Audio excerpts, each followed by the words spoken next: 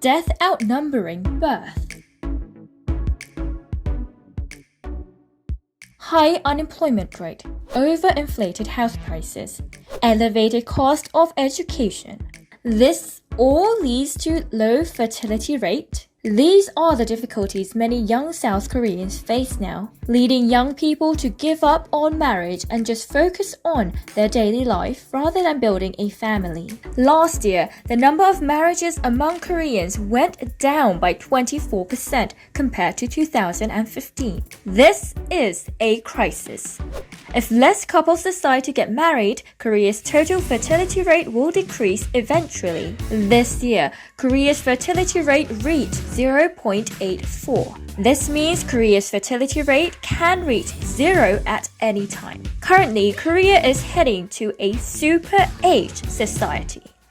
This is what Korea is going to confront. Korea will become the world's most aged society by 2067, with the senior population making up 46.5% of the population. Secretary General of OECD says, aging population is Korea's biggest challenge. Why is this becoming a problem? Number 1. Decline in working age population. After 20 years, Korea's working age people are expected to be cut in half. Shortage of workers brings a decline in productivity, higher labor cost, and reduced international competitiveness. Number 2.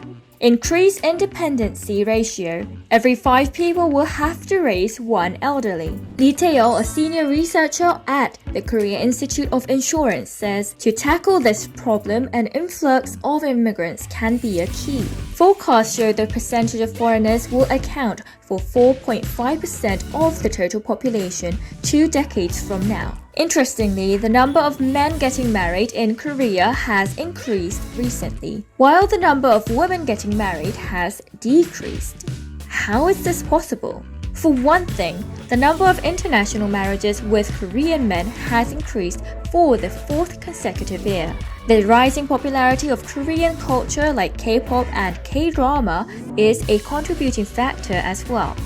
According to a survey conducted by the Korea Tourism Organization, interest in K-pop expanded to Korean food, Korean dramas, learning Korean language. The interest in Korean culture is no longer limited to passive consumption. Korean culture is influencing the daily lives of its fans and working as a trigger for them to come and live in Korea. As a result, children from multicultural families increased by 5.9% compared to last year. 1 out of 10 newborns in Korea are from a multicultural family, while unprecedented challenges await Korea. Could international marriages be the key to preventing Korea from vanishing?